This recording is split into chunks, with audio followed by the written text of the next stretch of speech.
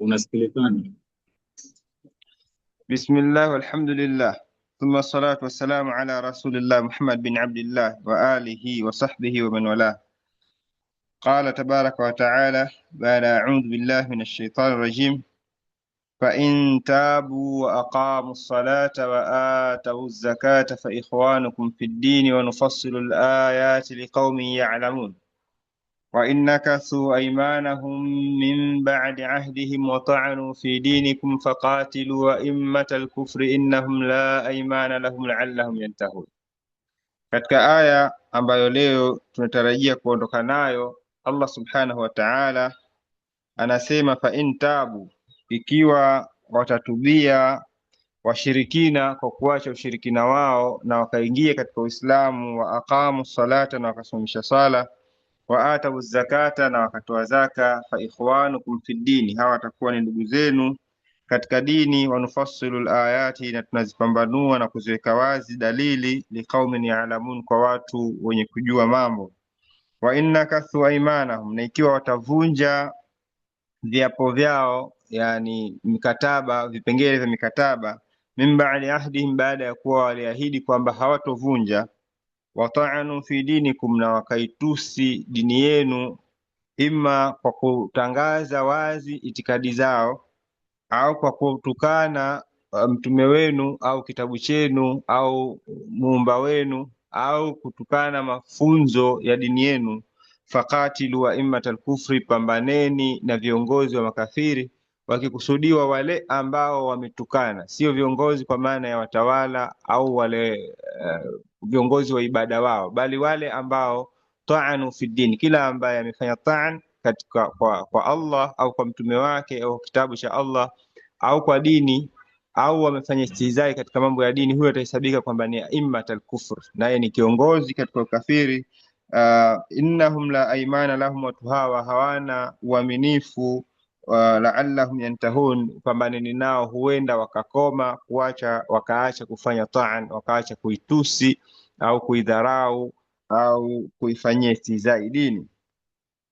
Amesema katika tafsiri ya aya hizi fa in tabu wa aqamu salata. Kwanza, munasaba wa aya hizi na aya zilizopita, lamma bayyana Allah ta'ala hala man la yarqubu fillahi, Allah alipoelezea hali ya watu ambao hawachungi katika mikataba na Allah, illan wala dhimma, wasiochunga udugu wala viapo, wayanqudhu ahadi, na watu ambao wanavunja ahadi, wayantawi nifaqa, na wanauvaa unafiki, yani khiana, wanafanya khiana kama dalili ya unafiki, wayataadda ma hudda lahu, na wanavuka mpaka waliowekewa. Bayana hapa katika aya hizi Allah anaeleza min ba'di, baada ya hayo, annahum in aqamu salata wa atau zakata fa kaifa hukmuhum, ikiwa watatubia na wakaingia katika Uislamu na wakasimamisha swala na kutoa zaka, kwa sababu hakupatikani kusimamisha swala na kutoa zaka isipokuwa baada ya kuingia katika Uislamu. Kwa hiyo pakitajwa kusimamisha swala na kutoa zaka, maana yake bila shaka kwanza wameingia katika Uislamu, kama hadithi tuliyosoma jana, umirtu nuqatila nas hatta yashhadu an la ilaha illa Allah wa anna muhammadar rasulullah, alafu yuqimu salata wa yutu zaka. Kusimamisha swala bila shaka inafuata baada ya kuwa Waislamu. Watu hawa hukumu yao itakuwa ni nini? Ndio Allah subhanahu wa ta'ala akasema fa in tabu, ay fa in raja'a almushrikuna, ikiwa washirikina watarejea. Inaitwa kurejea kwa sababu asili kila mmoja huzaliwa akiwa ni Muislamu. Kwa hiyo anaporudi, fa in raja'a almushrikuna, watarejea an kufrihim, wakaepukana na ukafiri wao, ila al-imani billahi, wakamwamini Allah, wa addu salawati almafrudha, na katekeleza sala za faradhi, wa a'tau zakata alwajiba mustahiqiha, na wakatoa zaka za wajibu kwa wanaostahili kupewa zaka. Fahum ikhwanukum ayuha almuslimuna fil islam, watu hawa watakuwa ni ndugu zenu enyi Waislamu katika Uislamu. Wa nufassilu alayati liqaumin ya'lamun, na Allah anasema tunazipambanua aya, yani hii hukumu zinakamilishwa kwamba pamoja na kwamba ni watu wasio na uaminifu, ni watu ambao wanavunja ahadi, wasio na ahadi mbele ya Allah na mtume wake, lakini kinachowafanya hivyo ni ule ushirikina wao. Ndio maana akasema kaifa yakunu lilmushrikina ahdun, ni ule ushirikina. Kwa hiyo ukiuacha ushirikina wakarudi katika tauhidi, hakuna sababu ya kuendeleza vita na wao, kwa sababu watakuwa ni ndugu zenu. ai wanubayinu ayati alquran, tunazibainisha na kuziweka wazi aya za Qur'ani, liqaumin yaqiluna, kwa watu wenye kuzingatia, anillahi, kumzingatia Allah, bayanahu wa ayati, ubainifu wake anavyoweka wazi mambo Allah, na wanaozingatia dalili na ishara za Allah, fayafhamuna, wakaweza kuzifahamu, wayatafakkaruna fiha wayantafiuna biha, na ambao wanaweza kuzizingatia na kuzifikiria na kuweza kunufaika kutokana na aya hizo. Mfano wake ni kama Allah alivyosema sehemu nyingine, kitabun fussilat ayatuhu qur'anan arabiyyan liqaumin ya'lamun. Mfano wa kipengele hichi au kipande hicho, nufassilul ayati, ni kama Allah alivyosema hii Qur'ani ni kitabu ambacho fussilat ayatu, aya zake zimepambanuliwa, zimewekwa wazi kabisa, hazijafungwa, hakuna mafumbo katika Qur'ani, bali mambo yote yamezungumzwa kwa wazi, tofauti na baadhi ya watu wanavyodhania. Na anayemdhania kwamba Allah amezungumza kama fumbo katika Qur'ani, huyo anamdhania Allah vibaya, kwa sababu Allah mwenyewe anasema kitabun fussilat ayatu, kitabu hichi, hii Qur'ani, aya zake zimepambanuliwa, ziko wazi. Qur'anan ni Qur'ani, yani kitabu kinachosomwa arabiyan, kwa lugha ya Kiarabu safi, liqaumin ya'lamun, kwa ajili ya watu ambao wanafahamu. Na pia aendelea Allah subhanahu wa ta'ala kusema katika aya inayofuata, wa innaka su aymanahum, na ikiwa watavunja ahadi zao, min ba'di ahdihim, baada ya kuwa wameshaweka ahadi, wa ta'anu fi dinikum, na wakakupigeni wakaitukana dini yenu. Anasema hapa kwanza munasaba wa aya hii nayo, lamma stawfa Allah ta'ala bayana asnafil mushrikin, baada ya Allah kumaliza kueleza aina mbalimbali za washirikina ambao wameingia na mikataba, ambao wameivunja, ambao hawajaivunja, ambao wamerudi katika Uislamu, na wale ambao wakiwa wana nguvu watawashambulia, na wale ambao hata hivi sasa wanawashambulia hata kama hawana nguvu. Baada ya kueleza aina zote hizo, alladhina amara Allahu bara'at min ahdihim, na akatajwa wale ambao Allah anaamrishwa kwamba watu wajivue katika mkataba nao, walladhina amara biitimami ahdihim, na wale ambao imeamrishwa watimiziwe ahadi, wale ambao hawajavunja chochote, ila muddati mastaqama ala lahdi, muda kwa wanaendelea kutekeleza vipengele vya mkataba. Walladhina yastajibuna, na wale ambao wanapokea ujumbe na kutubia. Atafa ala ulaika bayanu alladhina yu'linuna binakthi lahdi, akaelezea sasa kwa wale ambao watakuwa wanatangaza wazi wazi kwamba wanavunja mikataba, wa yu'linuna bima yusqitu almuslimin, na wanavitangaza wazi vile vinavyowachukiza Waislamu, yani aidha kutukana Uislamu au kutukana kitu katika Uislamu, au kutangaza dini zao hadharani katika dola ya Kiislamu. Kwa sababu mtu akija katika dola ya Kiislamu akaanza kusema kwamba waungu ni watatu au Mungu ni mmoja katika nafsi tatu, huyu anatukana wazi wazi, anamtukana Allah katika ardhi ya Waislamu. Kwa hiyo huyu atahesabika kwamba yat'anu fil Islam, kwa kule kutangaza dini yake wazi wazi. Na vile vile mtu huyu atahesabika kwa sababu ya kule kutukana kwake kwamba yeye ni mmoja katika aimmatul kufri, katika viongozi wa mbele kabisa katika ukafiri. Anasema wa innakathu aymanahum min ba'di ahdihim, maana yake ay wa innaqadha ulaika almushrikuna, ikiwa washirikina watavunja uhudahum, mkataba wao na mafungamano yao, min ba'di ma ahadukum ala alla yuqatilukum, baada ya kwamba mlishahidiana kwamba hamtopigana, wala yudhahiru alaikum ahada, na kwamba hawatumsaidia yote anayepambana na nyinyi, min a'daikum, miongoni mwa maadui zenu. Halafu pamoja na hivyo, wata'nu fi dinikum, na wakaitusi dini yenu, ai wakadahu, wakaitaja vibaya, fi dinikum, dini yenu, alislamu, Uislamu, waabuhu, na wakaitia aibu, wantaqasuhu, na wakaifanya kama kwamba ina mapungufu. Faqatilu aimmatal kufri, basi amri ya Allah, pambaneni na viongozi wa makafiri. Ai faqatilu ayuhal mu'minun, maana yake pambaneni enyi waumini, ruasa al-kufri, na viongozi wa makafiri, alladhina naqadhu al-uhuda wa ta'anu fil Islam, na viongozi ni wale, ni kila ambaye atakuwa amevunja ahadi na anautukana Uislamu. Kwa hiyo hii inaingia katika wakati wetu, wale wote ambao wanafanya istihzai hadhi ya Mtume sallallahu alaihi wa alihi wasallam kwa kuchora vikatuni wakamfananisha na Mtume, waliyadhu billah, au kwa kutukana kwa namna nyingine yoyote ile, kutukana Uislamu kwa namna yoyote ile, anayefanya hivyo anaingia katika immatul kufr, na yeye ni katika ruasaul kufar, ni katika viongozi wa makafiri ambaye ni wajibu kupambana naye. Innahum la aymana lahum, la aimana lahum imekuja kwa qiraa mbili, qiraa kimoja la aimana lahum na qiraa nyingine la imana lahum. Ikiwa kwa qiraa ambayo nadhani imesoma na Abu Amri, la imana lahum qila maana annahum la islama lahum, hawa wanapigwa kwa sababu hawana Uislamu. Laiti wangalikuwa na Uislamu wangalichunga ahadi zao, kwa sababu ndio tabia za Kiislamu, wangalichunga mikataba yao na ahadi zao, lakini kwa sababu ni washirikina, la imana lahum. Na qiraa ya pili la aimana lahum, la aimana lahum maana yake innahum la aimana lahum ay inna ruasa al-kufri la uhuda lahum, hawana aimani, yani hawana viapo, hawachungi viapo, hawachungi vipengele vya mikataba ambavyo wamesaini, wamekubali kwamba wanaapa kwamba watatekeleza. Hawa hawana wao kiapo. La aimana lahum maana yake hawana ahadi, la sadaqatan yufuna biha, hawana ukweli ambao wanautekeleza. La'allahum yantahun, na hayo yameamrishwa ya kuwaua na kupambana nao ili wakome kufanya mambo hayo mawili ya kutukana Uislamu na kuvunja ahadi. Ai qatiluhum, pambaneni nao, kai yantahu anil kufri wa dhalal, ili waepukane wakome kufanya ukafiri na upotofu. Kwa hiyo lengo la kupambana na watu ni watu wajizuie kufanya shari katika ardhi, kueneza shari. Na kwa ajili yake hii mara nyingi inasemwa ndio sheria za Kiislamu zinawekwa. Sheria hazijaletwa ili watu wamwage damu ovyo, bali kuja kulinda, jambo la kwanza kabisa kulinda tauhid. Ikishakuwa tauhidi imepatikana, basi watu wamepiga hatua kubwa hapo katika kuheshimiwa, damu zao zisimwagwe.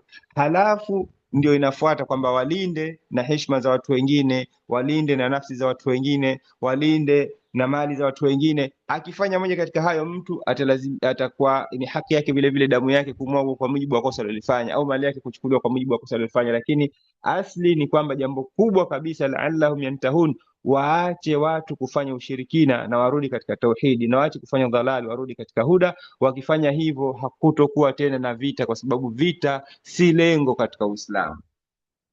Katika faida za aya hizi tutapita baadhi yake. Amesema dalla qawluhu ta'ala la yarqubuna fi mu'minin illa wala dhimma, kwamba makafiri hawachungi kwa Waislamu udugu au karibu wa nasabu wala viapo, ala dhammi qati'ati rahmi wa naqdi dhimma. Hii inamtusi na kumtaja vibaya na kumlaumu na kumkemea kila ambaye anakata udugu na anavunja ahadi, haijalishi ni Muislamu au si Muislamu. Matendo hayo ni katika matendo ya kishirikina. Muislamu hakati udugu wake, bali anauheshimu na wala havunji ahadi, kwa sababu kuvunja ahadi ni katika tabia za kinafiki. Amesema pia qala Allah ta'ala, Allah amesema fa intabu wa aqamu salata wa atu zakata fa ikhwanukum fi dini.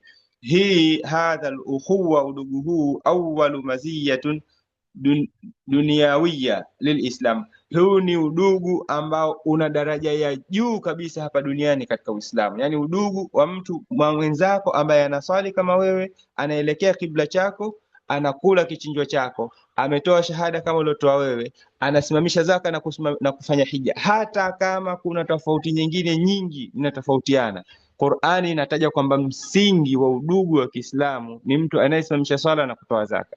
Ikhtilafu haziwezi kuisha, lakini msingi ambao mtu atahesabika kwamba huyo ni ndugu yako, na kwa hiyo unatakiwa kumnusuru kuliko unavyomnusuru ndugu yako wa damu, umheshimu kuliko unavyomheshimu ndugu yako wa damu, umlinde heshima yake na mali yake na mali yake na heshima yake na damu yake, kama ambavyo ungalimlinda ndugu yako au mtoto wako uliyemzaa mwenyewe, ni kwa sababu ameingia katika Uislamu. Kwa hiyo kama hujamtoa mtu katika Uislamu, Qur'ani inataka mtu huyo umheshimu. Kwa hiyo udugu huu una nguvu sana na ni jambo muhimu mno ambalo leo Waislamu wamelikosa, kiasi kwamba imeonekana ni sehemu katika dini kuwalingania watu kutengana ndani ya Uislamu, pamoja na kwamba hamuwatoi katika Uislamu, kwa sababu kama unamtoa mtu katika Uislamu ni jambo jingine, lakini mtu humtoi katika Uislamu, lakini unamfanya imma tafsik au tabdi', unamfanya kwamba ni mtu anayefanya bid'a au anafanya ufuska, kwa hiyo hafai kufanywa ndugu. Allah subhanahu wa ta'ala anachunga mno udugu huu, hata kama mtu ni fasik, na aya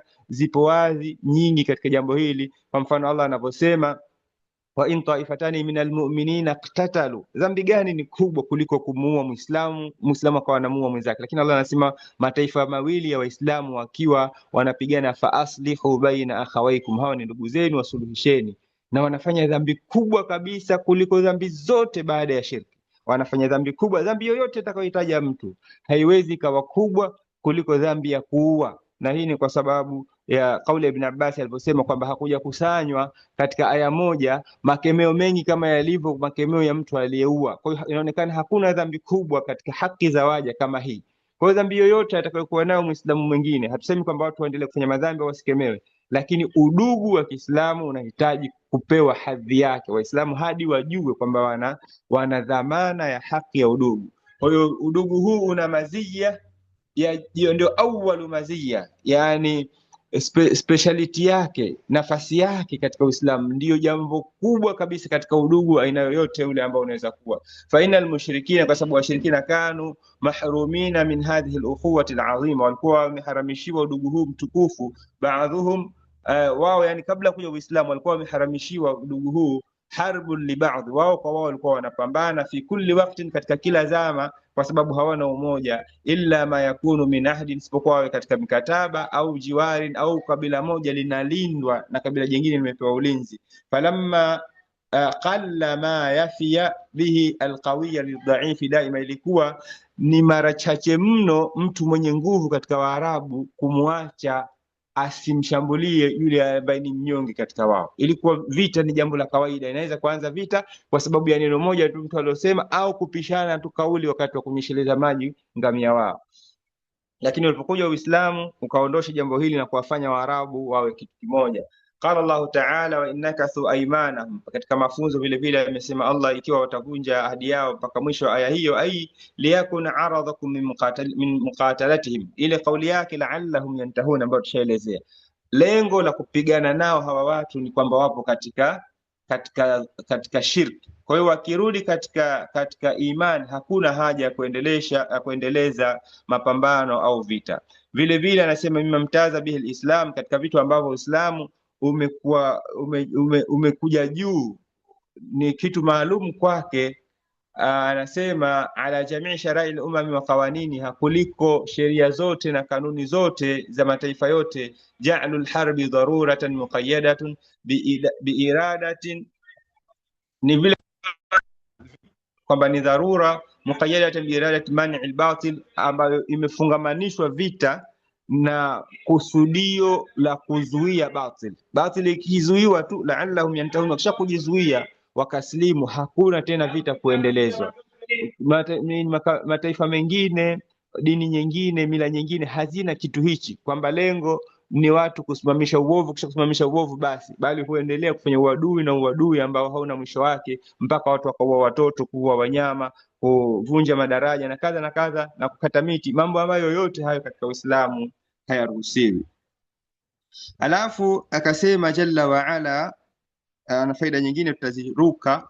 Akasema Allah subhanahu wa ta'ala katika aya zinazofuata, wa ala tuqatiluna qauman nakathu aymanahum, kwa nini, ni kwa namna gani msipambane na watu ambao nakathu aymanahum, walivunja mkataba wao, wahammu bi ikhraji rasul, na wakawa wanatamani wamtoe mtume, wahum badaukum awwala marra, na kwa nini msipambane na watu ambao wao walikuanzeni mwanzo kabla nyinyi hamjavunja mkataba wao, wakavunja wakaua watu ambao wapo chini ya himaya yenu. Atakhshawnahum, je mnawaogopa? Fallahu ahaqqu an takhshawhu, basi Allah yeye ndo ana haki zaidi kuogopwa. In kuntum mu'minin, ikiwa nyinyi ni waumini. Qatiluhum, pambaneni nao. Yu'adhibuhumullahu biaidikum, Allah anachukua ahadi kwamba atawaadhibu wao kwa kutumia mikono yenu. Wayukhzihim, na atawadhalilisha na kuwapa khizaya. Wayansurukum alaihim, na nyinyi atakupeni ushindi dhidi yao. Wayashfi sudura qaumi mu'minin, na ataziponya nyoyo za watu waumini, yani Waislamu. Wayudhhibu ghaidha qulubihim, na Allah jalla wa ala ataondosha chuki zao. Wayatubu Allahu ala man yasha, alafu Allah atamsamehe amtakaye. Wallahu alimun hakim, na Allah subhanahu wa ta'ala ni mjuzi wa yote na mwenye hikma. Am hasibtum, au mnadhania, an tutraku, kwamba mtaachwa tu hivi hivi, kusiwe na vita, kulazimishwa kwenda kupambana na wale ambao wamekuvamieni na wanapambana na nanyi. Am hasibtum an tutraku, au mnadhania mtaachwa tu walamma ya'lamillahu, na bado Allah hajadhihirisha. Ya'lami tunaitafsiri hajadhihirisha, kwa sababu ilmu katika Qur'ani inakuja hasa ikiwa ni ilmu kutoka kwa Allah. Ilmu zipo namna mbili: ilmu Allahi sabiqun azaliyun, ilmu ya Allah ambayo ipo tangu zama na zama, haina mwanzo, kama ambavyo yeye mwenyewe hana mwanzo. Allah jalla wa ala anajua mambo yote. Halafu na ilmu ya aina ya pili ni ilmu dhuhur, ilmu ya kudhihirisha vitu kwa waja wake, ndio ambayo wanahitaja hapa, au mfano wa aya kama hizi, walamma ya'lamillahu, na bado Allah hajadhihirisha alladhina jahadu minkum, wale ambao kati yenu wamefanya jihadi, walam yattakhidhu min duni llahi, wala hawajafanya kinyume na Allah, wala rasulihi, wala kinyume na Allah na mtume wake, walal mu'minina, wala hawajafanya kinyume na Allah na mtume wake na waumini, waliyatan, kujifanyia mwandani wa kutunza siri, rafiki wa ndani. Yaani Allah lazima adhihirishe ni nani wanaofanya jihadi na hawana marafiki makafiri. Marafiki wao ni Allah na mtume na waumini, lazima watu hawa wadhihirishwe. Wallahu khabirun bima ta'malun, na Allah ana habari ya yote ambayo mnayatenda. Amesema katika tafsiri ala tuqatiluna qauman nakathu aymanahum, kwa nini msipambane na watu ambao wamevunja ahadi zao?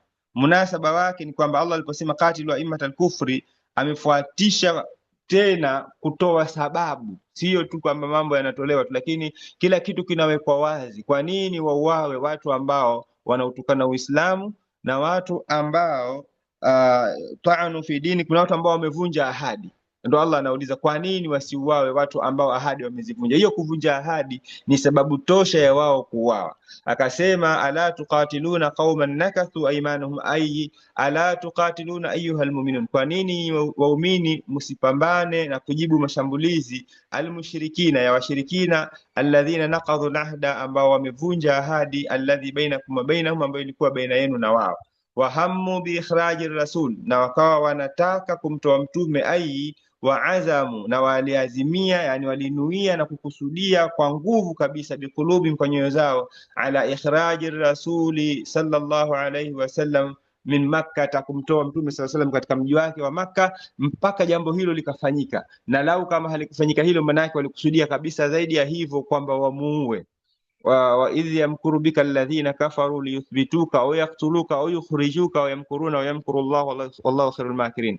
Pahali pengine Allah anasema, kumbuka wewe Muhammad walipokufanyia vitimbi makafiri, wa idh yamkuru bika alladhina kafaru liyuthbituka au yaktuluka au yukhrijuka, kwamba ima wakuue au wakutoe katika mji wako, wayamkuruna wayamkuru Allah wallahu khairul makirin, na walikuwa wanapanga na Allah na yeye anapanga, na Allah ndio mbora zaidi wa wenye kupanga mipango. Kwa hiyo watu hawa walikusudia ima wamuue mtume sallallahu alaihi wasallam au wamtoe katika nchi yake ya Maka, na kwa sababu ya mbinu zao hizo ikawa ndio sababu ya mtume sallallahu alaihi wasallam kupewa ruhusa ya kuhama kutoka Maka, pamoja na sababu nyingine. Kwa hiyo Allah jalla wa ala anasema wahamu bi ikhraji rasul, na walikuwa wameazimia na wamekusudia kumtoa mtume sallallahu alaihi wasallam. Hiyo peke yake inatosha iwe ni sababu ya Waislamu kuwapambana na watu hawa. Na pahali pengine Allah amesema wa inkadu la yastafizunaka min al-ardi liyukhrijuka minha wa idhan la yalbathuna khilafaka illa qalil, na walikuwa wanakaribia kwamba wakung'oe wewe katika ardhi ili wakutoe katika nchi yako, liyukhrijuka minha wa idhan la yalbathuna khilafaka illa qalila, na usingalipata wafuasi ingalikuwa hivyo isipokuwa wafuasi wachache. Na pia Allah akasema jambo hilo, wakaayin min qaryatin, na kuna vitongoji vingapi, hiya ashaddu quwwatan min qaryatika, ambavyo vina nguvu zaidi kuliko watu wa nchi yako, allati akhrajatka, watu ambao wamekutoa wewe, au nchi yako ambayo wamekutoa wewe katika nchi hiyo, ahlaknahum fala nasira lahum, watu hao tulioangamiza, hawakupata mtu wa kuwanusuru akawaepusha na adhabu. Na vile vile Allah akasema katika maana hiyo, yukhrijuna rasula wa iyyakum, wanamtoa mtume katika mji wake na wanakutoeni nyinyi, wanakufukuzeni katika nchi yenu wenyewe, antu'minu billahi rabbikum, kwa kosa la kumwamini Allah mola wenu mlezi. kwa hakuna sababu nyingine iliyowafanya wao kufukuzeni isipokuwa tu kwamba mmetangaza wazi kwamba nyinyi ni waumini, mnamwamini Allah Mola wenu mlezi. Kwa hiyo sababu hii inatosha, hiyo ni sababu tokea vile siku walipokutoeni Maka ilikuwa inafaa kwamba nyinyi mwende mkapigane nao, lakini imeongezeka tena kwamba mwende kuandikiana nao mkataba kwamba hamtopambana nao. Wao wameuvunja mkataba huu kwa kwenda kuwapiga wale watu ambao wapo chini ya himaya yenu. Kwa hiyo Allah anasema, kwa nini watu hawa msipambane nao? Wahum badaukum awwala marra, na wao ndio waliokuanzeni nyinyi mara ya kwanza. Ai wa haula almushrikuna badaukum, wa washirikina ndio waliokuanzisheni vita. Ayuha almu'minuna, ni waumini. Binaqdi alahdi alladhi bainakum, kuvunja mkataba uliokuwa baina yenu. Biqitali khulafaikum Khuzaa, kwa kuwapiga bani Khuzaa ambao walikuwa chini yenu, kama ambao walikuwepo chini ya Makureishi, makabila mengine ambao wao ndio walioambiwa waendeleze mkataba nao, kwa sababu wao si Makureishi, sio wao waliovunja mkataba. Atakhshawnahum, Allah anauliza, hivi hamtaki kupambana nao watu walio na sababu zote hizi za kwamba mpambane nao? Je, mnawaogopa wao? Ai atakhafuna ayuha almu'minuna ala anfusikum, je nyinyi mnajiogopea min haulai almushrikina, kuogopa hawa washirikina? Fataturuku qitalahum, kwa hiyo mnaacha kupambana nao. Lialla yanalakum minhum makruh, ili msije mkapatwa kutokana na wao kitu chochote ambacho nyinyi mnakichukia, kama kupata majeraha au kupatwa na mauti. Fallahu aula, basi Allah anastahiki zaidi an takhafu, kumwogopa, an takhafu min uqubatihi, kuogopa nyinyi muogope adhabu zake. Bitarkikum jihada, kwa kuacha kwenu kupambana. Ulaika almushrikina, washirikina hao. In kuntum mu'minina haqqa, ikiwa nyinyi ni waumini wa kweli. Yani hapa baada ya Allah kueleza sababu zote anatumia lugha ya kuwashawishi masahaba kwa jambo ambalo halipo. Yani ikiwa hamkupambana nao ni kama kwamba mnawaogopa, na jambo la kuogopa hawa nyinyi hamunalo. Kwa hiyo mnaambiwa hili jambo ambalo hamnalo, je mnalo? Atakhshawnahum, je mnawaogopa hawa? Namna ya kuwapa ghera Waislamu na kuwapa hamasa na kuamsha hisia zao na kuzikaza azma zao juu ya kupambana na watu hawa ambao wameamrishwa kupambana nao. Anasema kama qala taala, hii ni kama kauli yake Allah alivyosema sehemu nyingine, inna ma dhalikum ash-shaytanu, hakika ya huyo. Hapa anakusudiwa yani Ibn Mas'ud an-Nakhai au Mas'ud an-Nakhai radhiallahu anhu, wakati huo akiwa bado hajaslimu, alivyochukua maneno kwa Abu Sufyan radhiallahu anhu, naye wakati huo akiwa bado hajaslimu, akiwa ni katika viongozi wa Makka, katika vita ambavyo vilikuwa au viliitwa Badru Sughra, baada ya Badri ya kwanza, Badru Kubra. Walipomaliza vita vya Badru Kubra, waliambiana mauiduna al-amu al-qadim, ahadi yetu tupambane tena mwaka ujao. Pahali kadhaa wakataja katika sehemu ya soko fulani hivi. Ilipofika ule mwaka, makafiri wakapatwa na hofu kubwa. Kwa hiyo Abu Sufyani akamwambia Mas'ud an-Nakhai, nenda kwa Muhammad ukamwambie kwamba innal mushrikina qad jama'u lakum, washirikina wamejikusanya huko na wametafuta ahzaban wa awanan, wametafuta vyama tofauti tofauti na makabila tofauti tofauti, wote wanakusudia wajiunge pamoja waje wapambane na nyinyi. Fakhshawhum, basi waogopeni. Ndio akaenda akasema Mas'ud kumwambia Mtume sallallahu alaihi wasallam kwamba washirikina inna an-nasa qad alladhina qala lahum an-nas inna an-nasa qad jama'u lakum fakhshawhum, watu wamejikusanya dhidi yenu kwa ajili yenu kupambana na nyinyi, basi waogopeni. Allah anasema kwamba fazadahum imana, jambo hilo likawazidishia imani Waislamu. Ndio maana tunasema kwamba hawakuwa na tabia ya kuogopa makafiri, bali wakipewa taarifa kwamba makafiri wamejipanga kupambana na nyinyi, jambo hilo lilikuwa linawazidishia imani tokea mwanzo. Hizi aya zimekuja mwanzo kuliko hata hizi aya za Suratut Tauba. Hizi ni mwaka wa 2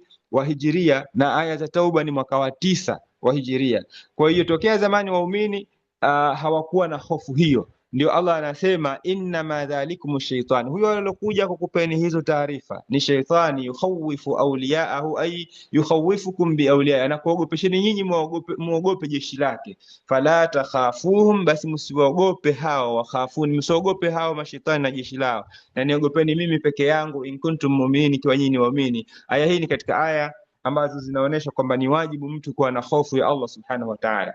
Halafu pale pengine Allah akasema au aya inayoendelea baada ya aya hii, Allah akasema qatiluhum, pambaneni nao, yuadhibuhumullahu biaidikum, Allah atawaadhibu makafiri kwa kutumia mikono yenu, wayukhzihim, na atawapa khizaya na udhalilifu hapa duniani, wayansurukum alaihim, na atakupeni nyinyi ushindi dhidi yao, wayashfi sudura qaumi mu'minin, na ataziponya nyoyo za watu ambao ni waumini. Mnasaba wa aya hii au mafungamano yake na aya zilizopita ni kwamba lamma bakkat Allahu ta'ala almu'minina, wakati Allah subhanahu wa ta'ala alipowataja kama kwa kuwataja vibaya waumini, fitawani, kwa kule kuchelewa kwao, yani atawani, kufanya kidogo kidogo, kuitikia mwitikio wa kwenda kwenye vita, an qital mushrikina, kwenda katika vita, wa aqama alhujaj, na akazibainisha hoja albayina, zilizowazi, ala wujubi qitali, zinazolazimisha kupambana na washirikina, wa dahdhi shubhati almani'i minhu, na baada ya kuivunja Allah shubha ambayo ilikuwa inazuia watu kupambana, sarraha bil amri alqat'i bihi, hapa Allah akaeleza amri ya moja kwa moja juu ya swala la jihadi, akasema qatiluhum, akafuatisha pamoja na hiyo ma'al wa'di, pamoja na ahadi, biidhari almu'minina, kwa kuwapa ushindi, ahadi ya kuwapa ushindi Waislamu, alaihim, dhidi ya makafiri, akmala adh-dhuhuri wa atammahu, katika namna ya kuikamilisha ahadi hiyo na kwa uwazi zaidi, bima yuzilu khashyatahum minhum, kwa jambo ambalo linaondosha kabisa hofu ya kuogopa makafiri, bali yujibu iqdamahum alaihim, bali ahadi hii inalazimisha mtu aelekee kwa haraka kupambana nao, waraghabatihim fihim, na kuwafanya waumini wapende kwenda katika vita. Faqala, akasema Taala, qatiluhum, pambaneni nao, yuadhibuhumullahu biaidikum, Allah atawaadhibu kwa kutumia mikono yenu. Ay qatilu ayuhal mu'minun, maana yake pambaneni enyi waumini, haula almushrikina, na washirikina hawa, alladhina naqadu uhudahum, ambao wamevunja ahadi zao, fa innakum, kwa sababu hakika yenu, in tuqatiluhum, mukipambana nao, yaqtuluhumullahu biaidikum, Allah atawaua wao kwa kutumia mikono yenu, wa yukhzihim, na atawadhalilisha, ay yudhilluhum, yani atawadhalilisha, yudhilluhumullahu wayuhinhum bil usri, na atawanyongesha kwa kuwafanya kwamba ni mateka, wayamnahukum nasra wayansurukum alaihim, na atakupatieni nyinyi ushindi alaihim, dhidi yao, wayashfi sudura qaumi mu'minin, ayi wayudawi llahu, na Allah ataponya sudura qaumi mu'minin, vifua vya waumini, dhalamahumul mushrikuna, ambao walidhulumiwa Makka na washirikina, waqaharuhum, na wakawazidi kwa nguvu, wakawatenza nguvu kipindi kile, fatansharih suduruhum, zitakunjuka nyoyo za waumini, bil intisari, kwa kupewa ushindi, alaihim, dhidi ya makafiri, wa qatlihim, na kuwaua, vitafunguka na vitakuwa vifua vyao vimeridhika na kisasa walichopata, wa asrihim, na kuwateka makafiri, wayazul, na Allah ataondosha mahasala, yale yaliyopita, fi qulubi, yaliyotokea katika nyoyo zao waumini, min alalami, katika maumivu, katika kipindi chote hicho cha miaka 13 ya Makka, wayudhhib ghaidha qulubihim. Aya inayofuata Allah akasema wayudhhib ghaidha qulubihim. Dakika zinaelekea kuisha, kwa tunamalizia haraka haraka. Wayudhhib ghaidha qulubihim, maana yake ay wayuzilu Allahu al-ghaidha al-kamin fi qulubi al-mu'minina bisababi dhulmi al-kuffar wa qahrihim lahum, na Allah subhanahu wa ta'ala ataondosha ghaidha, chuki, qulubihim, za katika nyoyo za waumini, yani wayudhhib ghaidha qulubihim, kile kinyongo kilichokuwa kinawaumiza waumini muda wote huo, kwa ile dhulma aliyofanyiwa, wengine walivyoacha mali zao Makka, wengine walivyoteswa Makka, wengine walivyonyimwa wake zao kwa kuzuiwa kufanya hijra Makka, wakahama hali ya kuwa hawana wake, wengine walivyoharibiwa biashara zao zote walizoziacha Makka, wakabidi waje waanze upya Madina, na kadha na kadha, katika vile ambavyo vilitokea waumini wakiwa Makka. Wayudhhib ghaidha qulubi, hivyo vyote Allah subhanahu wa ta'ala ataviondosha, ataondosha chuki zao, yani vinyongo vyao na sonono zao na huzuni zao walizokuwa nazo katika nafsi zao, wa halafu ويتوب الله على من يشاء، أي ويتوب الله على من يشاء وأن يتوب عليهم، Allah atawasamehe wale wanaotaka kuwasamehe, min ulaika almushrikina, miongoni mwa washirikina, bi an yuwaffiqahum lidukhuli fil islam, kwa kuwafikisha kuingia katika Uislamu, wa yaqbala minhum at-taubata min al-kufri wal atham, na Allah atakubali kutoka wao kutubia kwao kutokana na ushirikina na kutokana na madhambi waliyofanya. Wallahu alimun hakim, na Allah ni mjuzi wa yote na mwenye hikma, kila jambo analiweka katika nafasi yake. Ai wallahu alimun bikulli shay, Allah ni mjuzi wa kila kitu. Wa min dhalika, na miongoni mwa hayo anayoyajua, ilmuhu bima yuslihu ibadahu, anajua mambo gani yanawafaa waja wake. Wa ilmuhu biman yastahiqu minhum tawfiqa litauba, na anajua ni nani kati yao anastahiki kupewa taufiki ya kutubia. Waman yastahiqu minhum alkhidlana anha, na nani anastahiki kunyongeshwa kwa kuepushwa na tauba. Hakimun, ni mwenye kuweka kila jambo mahali pake. Fi af'alihi, katika matendo yake. Wa aqwalihi, na maneno yake. Wa shar'ihi, na sheria yake.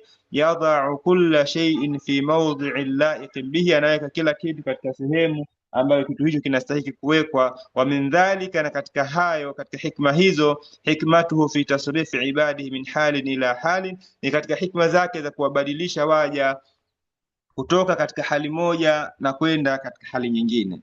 Am hasibtum, au mnadhania nyinyi. Am hasibtum, maana yake nyinyi mnafikiria kwa akili zenu na mnaamini kwa nyoyo zenu, antutraku, kwamba mtaachwa tu. Walamma ya'lamillahu, kabla Allah hajadhihirisha, alladhina jahadu minkum, wale ambao wamefanya jihadi. Maana yake aya hii, am hasibtum, je ay dhanantum, mnadhania, ayuha almuslimun, enyi waumini, an yatrukakumullahu duna an yakhtabirakum biljihad, kwamba Allah atakuacheni tu nyinyi basi na kukupeni mtihani wa jihadi. Faya'lama as-sadiqina minkum, ili adhihirishe wajulikane wa kweli miongoni mwenu. Alladhina yujahiduna fi sabili, ambao wanapigana jihadi katika dini yake. Minal kadhibina, na wajulikane waongo. Almudayyi'ina, wenye kupoteza. Ma amara bihi, yale ambayo ameamrisha Allah. Min jihadi kafirin, katika kupambana na makafiri. Ilman dhahiran, elimu ambayo itadhihiri kama tulivyosema.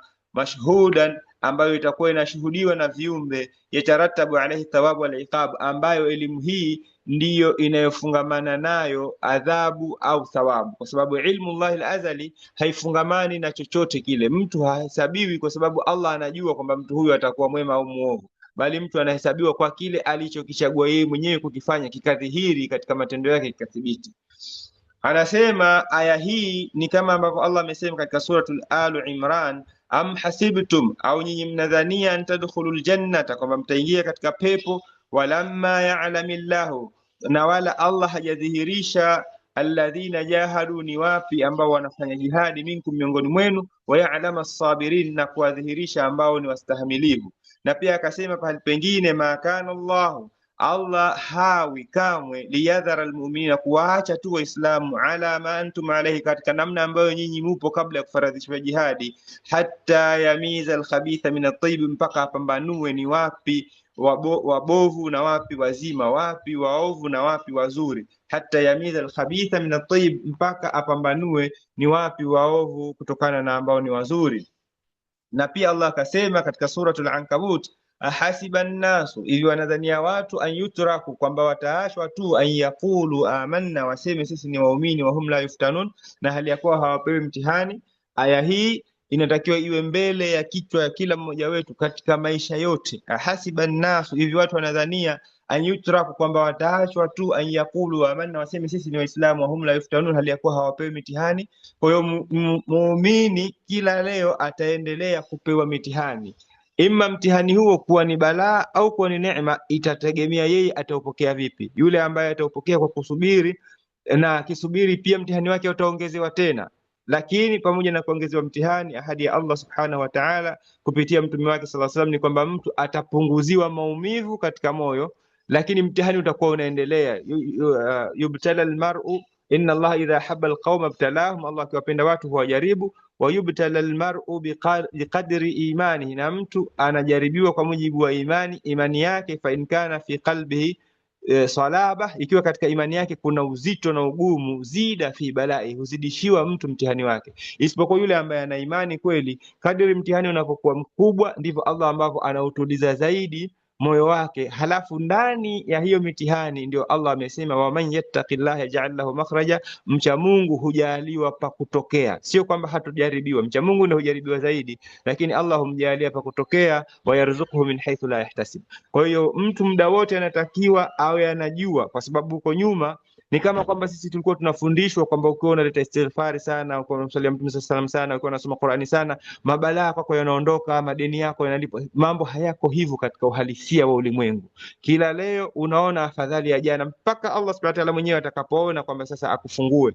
Lakini katika hali ya kawaida, ahasiba nnasu, je, wanadhania watu an yutraku, wataachwa tu hivi hivi, an yaqulu amanna, waseme sisi tumeamina, wa hum la yuftanun, hali ya kuwa hawapewi mitihani. Walaqad fatanna alladhina min qablihim, na kwa hakika bila shaka yoyote ile walijaribiwa wale waliopita kabla yenu.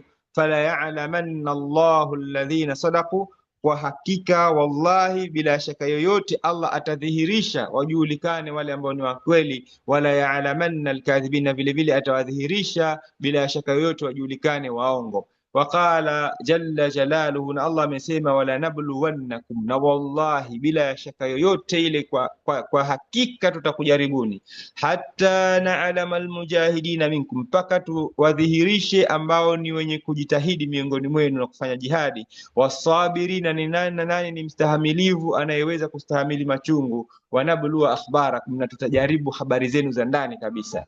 Alafu akasema katika aya ambayo tumeanza nayo katika surati Tauba, walam yattakhidhu, na ili wadhihirishwe wajulikane wale ambao hawajajifanyia min duni llahi, kinyume cha Allah, wala rasulihi wala almu'mina walija, hawajajifanyia mwandani au mwenza au rafiki mtunza siri kinyume ya Allah na mtume wake na waumini. Lazima watu hawa wajulikane. Ai walamma ya'lamillahu, na bado hajadhihirisha Allah, alladhina jahadu minkum, waliofanya jihadi miongoni mwenu, walladhina lam yattakhidhu min duni llahi wala rasulihi wala almu'minina, na ambao hawajajifanyia kinyume na Allah na mtume wake na waumini, bitana tasu'in min alkuffari, wa ndani watunza siri waovu miongoni mwa makafiri, yuwalunahum, wakawa wanawapenda, wayafshuna ilaihim asrar almu'minina, wakawa hawa wanawapelekea siri za waumini. Mfano wake ni kama ambapo Allah amesema, ya ayyuhalladhina amanu, enyi waumini, la tattakhidhu alyahuda wan nasara awliya, msiwafanye mayahudi na wakristo kwamba ndio wandani wenu, ba'dhuhum awliya'u ba'd, wao kwa wao ni wandani wao kwa wao, wa man yatawallahum minkum, na yoyote atakayemfanya kafiri mkristo au myahudi kwamba ndio mwandani wake, ndio mwenye siri zake, fa innahu minhum, muumini huyo naye atakuwa ni katika wayahudi au wakristo. Inna Allaha la yahdi alqawma adh-dhalimin, hakika Allah hawaongozi watu madhalimu wanaochukua haki ya pahali fulani wakaiweka pahali sipo, wakaipeleka pahali pengine. Fataral ladhina fi qulubihim maradun, utawaona wale ambao katika nafsi zao kuna maradhi ya unafiki miongoni mwa Waislamu, yusari'una fihim, wanawakimbilia mbio makafiri wa Kiyahudi na wa Kikristo, yaquluna, wanasema waumini hao au wanafiki hao, nakhsha, sisi tunaogopa, antusibana daira, tusije tukapatwa na mzunguruko wa masiku, yule aliyo juu leo Muhammad alayhi salatu wasalam akaja akawa kesho yuko chini, akapinduliwa daira, mambo yakapinduka, ikawa juu chini na chini juu, mambo yakageuka. Kwa hiyo tunajihakibizia akiba ya maneno kwa kujipendekeza kwa hawa, wajue kwamba sisi hata siku wakija wakipata nguvu waweze kutukumbuka. Na hivi ndio ambavyo Allah katika sura hii anasema kitu hicho hakiko hivyo, innahum yadhharu alaykum la yarkubuna fikum illa wala dhimma, wao wakipata nguvu hawatujali jambo hilo. Kwa hiyo anasema Allah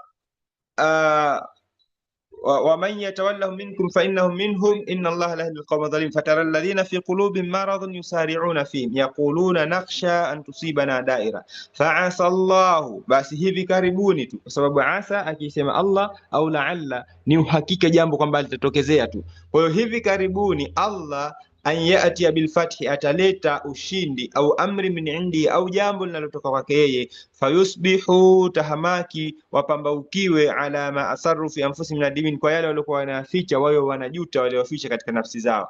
Wa yaqulu alladhina amanu, na wanasema waislamu, ahaulai, hivi hawa hapa, aqsamu billahi, ndio ambao wameapa kwa jina la Allah, jahada aimani, mwisho wa viapo vyao, innahum la ma'akum, kwamba wao wanafiki hawa wapo pamoja na nyinyi waumini, habitat a'maluhum, matendo yao hawa yameporomoka kwa dhambi ya kuwafanya makafiri wa Kiyahudi na wa Kikristo kwamba ndio wandani wao.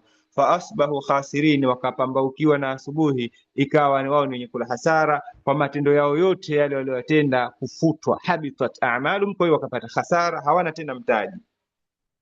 Aya zinamalizia wallahu khabirun bima ta'malun, ay wallahu alimun, na Allah ni mjuzi bijamii amalikum, matendo yenu yote, alkhafia, yaliyojificha, ayuha almuslimuna, enyi waumini, fayujazikum alaiha, atakulipeni kwa matendo hayo, in khairan fa khair, ikiwa ni matendo mazuri basi mtapata khairi, wa in sharran fa sharrun, na kama ni matendo maovu mtapata shari. Wa min dhalika, na miongoni mwa hayo ambayo Allah anayajua na atakulipeni, ittikhadhu bitanati min alkafirina, ni mtu kujitwalia akajifanyia kipenzi mtunza siri katika makafiri. Wallahu a'lam. Kama kuna maswali au kuna nyongeza, fatafadhalu mashkurin maajurin.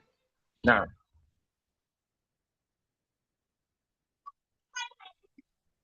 معلم جزاكم الله خير. السلام عليكم ورحمة الله.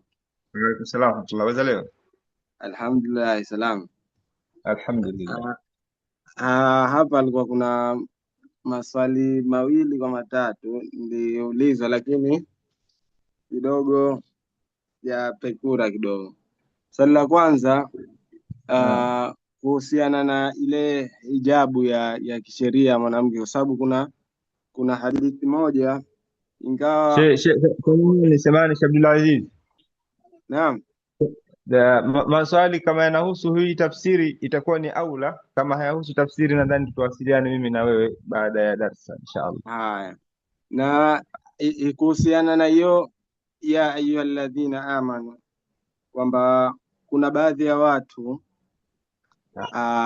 kuhusiana na kama hivi huku chuoni, yani kwamba kama vile kushirikiana nayo kama ule la yanhakumullahu anil ladhina, lakini wakiwa wanaingia darasani, si wanapita wale wa Sabato sijui nani, wanaingia madarasani, halafu baadhi ya watu yani kama wanalifurahia ile.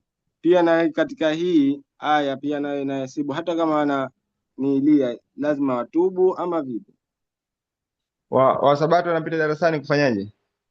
Kuhubiri kama vile, yani wanakuwa sio wanakuwa wanapita kutangaza dini zao darasani kama vile sana first year vile.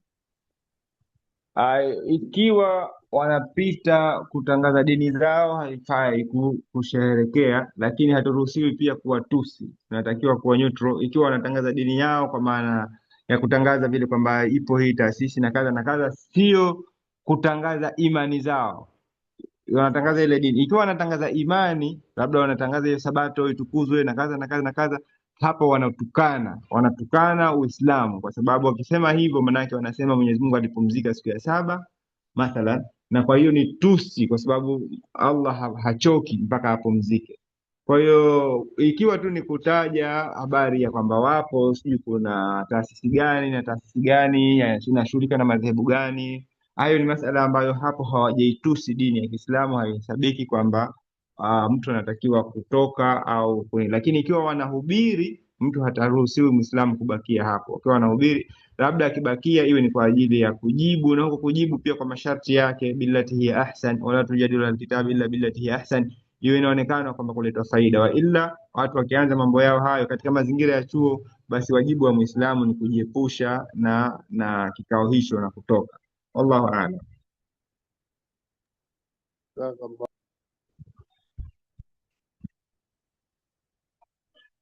Naam mashaikh,